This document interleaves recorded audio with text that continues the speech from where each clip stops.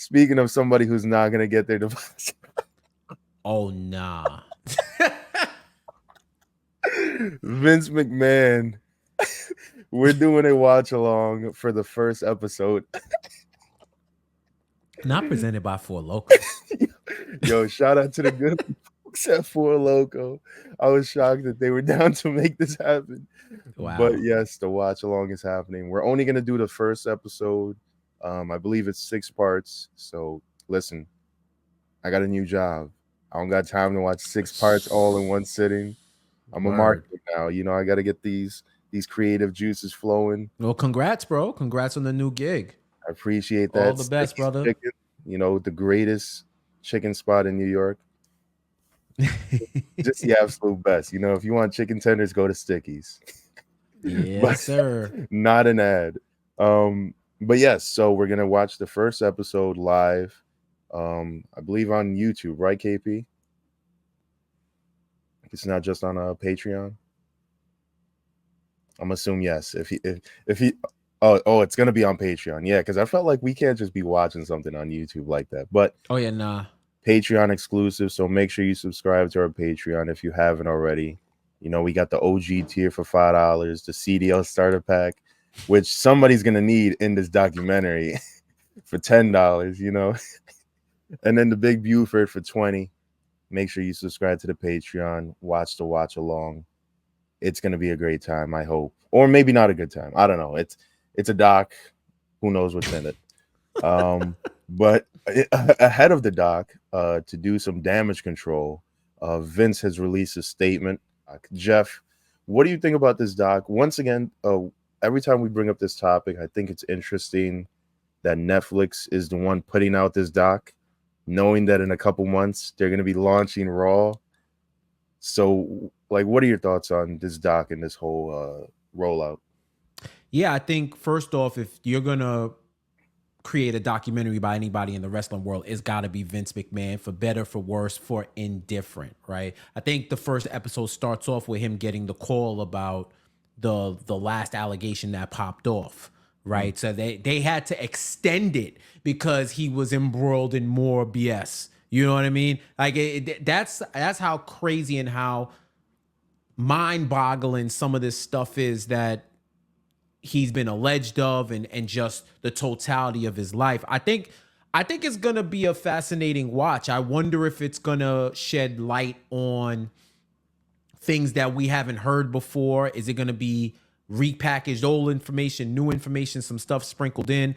A lot of it from his perspective and from other people around him. I'm interested. I'm really interested to see how he's portrayed. With that statement, it sounds like he don't think he's portrayed good at all. Yeah. And it's got to be nuts when he makes mention in the statement that they try to portray him as the Mr. McMahon character when he's just Vince. Mm-hmm. And I'm looking back like, fam, I'd rather be Mr. McMahon than Vince right now. Let's keep it a buck. If you had a choice to be Mr. McMahon or Vince McMahon right now, who would you be? I'd rather be Mr. McMahon because everybody knows it's a character. Not life imitating art.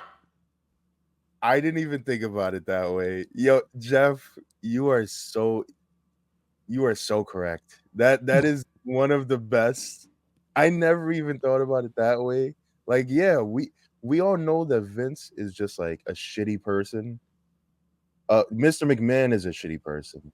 What Vince is, from all these allegations and all these things that have been coming out, is way worse. It's what you would 100% rather be Mr. McMahon than Vince.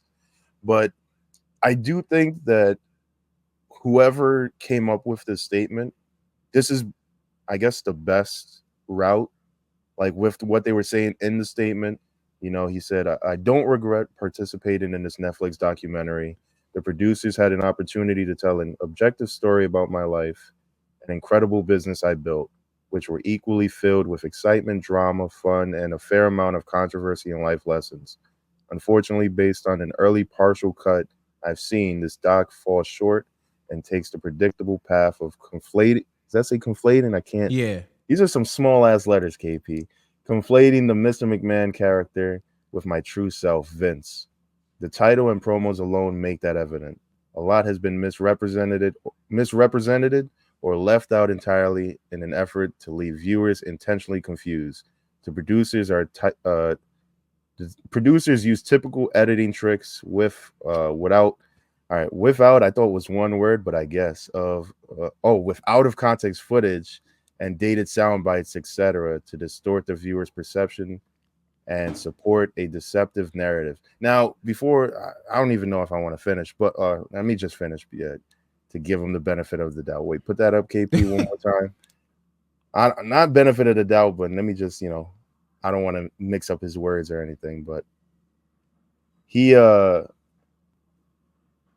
in an attempt to further their misleading account, the producers use a lawsuit based on an affair I ended as evidence that I am in fact Mr. McMahon. I hope the viewer will keep an open mind and remember that there are two sides to every story. So with that statement, I'm like, all right, well, obviously the interviews and everything like that were probably all mostly done before most of what has come out. So I wouldn't doubt that they're going to be using some things with the new context of what we're getting now, Right. and try to piece together their version of this puzzle. Is that messed up? Probably, because it shapes narratives and it gives us misleading information. But the facts are going to be the facts at the end of the day. And hopefully the facts are presented well in this documentary, and this isn't just something that we thought would be one thing, and then when we watch it, we're like, oh, it was just an actual documentary about Mr. McMahon. Right. So, Yeah, and I wonder who in the history of documentaries, while they're still living, biographies, whatever who's actually happy with their portrayal? 100% happy, right? Like I take stuff like the A&E biographies on the wrestlers. Like they did one on Roman Reigns, heavily editorialized by him and narrated by him. But like those are more of celebrations, right? Documentary is supposed to be down the middle. We're giving you the facts. We're giving you the facts and the perspectives from both sides. So if he's sick that they included his case, then maybe he shouldn't have caught the case by the time it came out. You know what I mean? Like they're going to do that. Any journalist or anybody who's putting together a documentary, any director or producer worth their weight would not have left it out unless it was getting ready to publish and there was nothing else they could do. From what I understand, they pretty much had it done, and then all this stuff broke. But they had so much lead time before the release that they could add in these extra scenes and tie it together narratively, however they needed to tie it. So I just wonder I feel like people who have these documentaries made about themselves, especially when it's a documentary, I feel like they're not always 100% happy with it. yeah. Because of course you're collecting multiple perspectives outside of your own. And what some people fail to grasp is other people's perception of you may not be the same as how you perceive yourself. Yep. Some people may see you as a bad person or highlight your faults that you may even either deny about yourself or you don't think it's that serious. Yeah. And so Or you then just when you see you think it's a whole different. You can view the same exact thing a whole different way, and now it's one of those type of things. Right. It's like, yo, every person walking this planet is the villain in someone's story. Even if you do not deserve to be. You could have a newborn baby be the villain in someone else's story because that baby got here as a result of cheating. Right? And that baby's innocent as hell.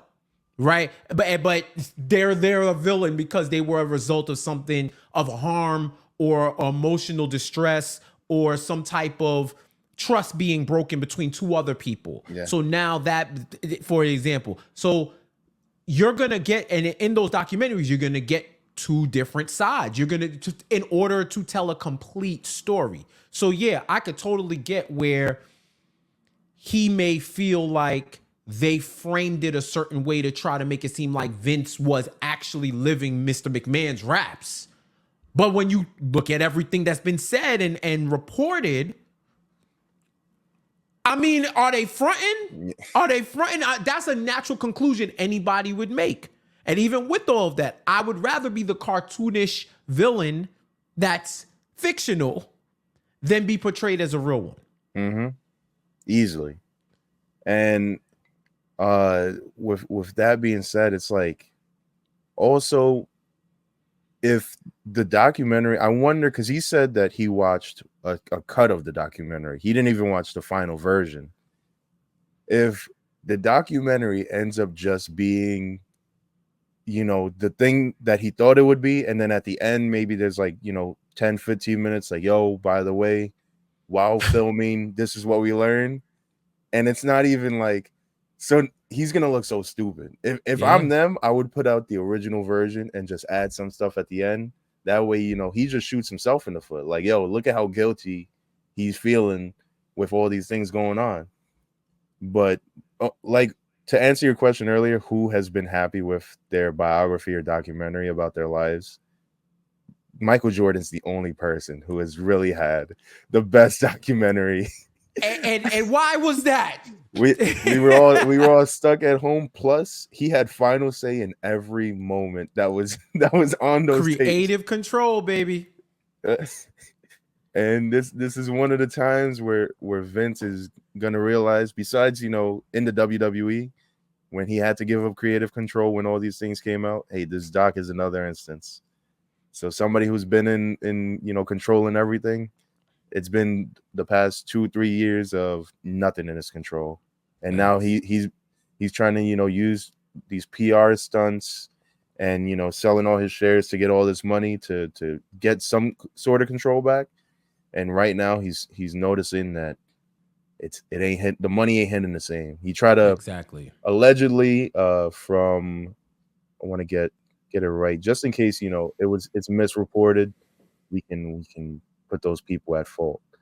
Puck News has reported that Vince tried to buy back the doc from Netflix.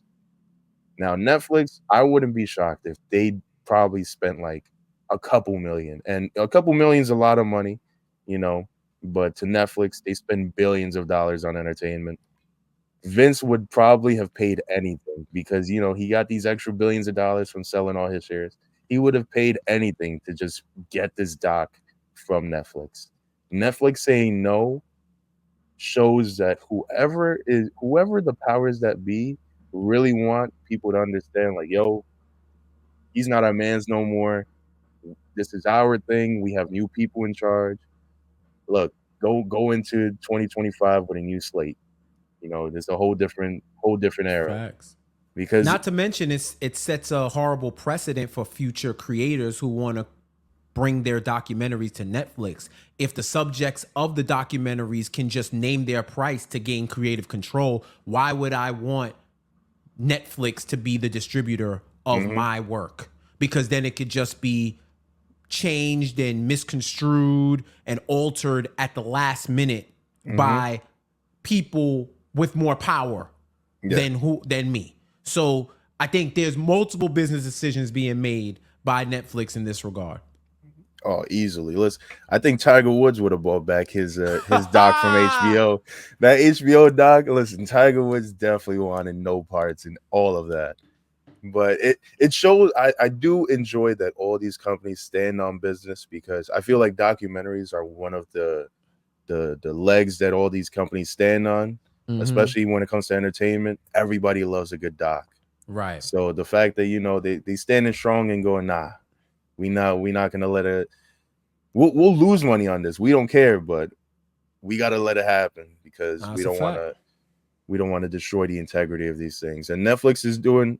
Listen, these are billions of dollars that they're investing into the WWE. So I think they hope that this works more than anybody else in the world. Like that this works out.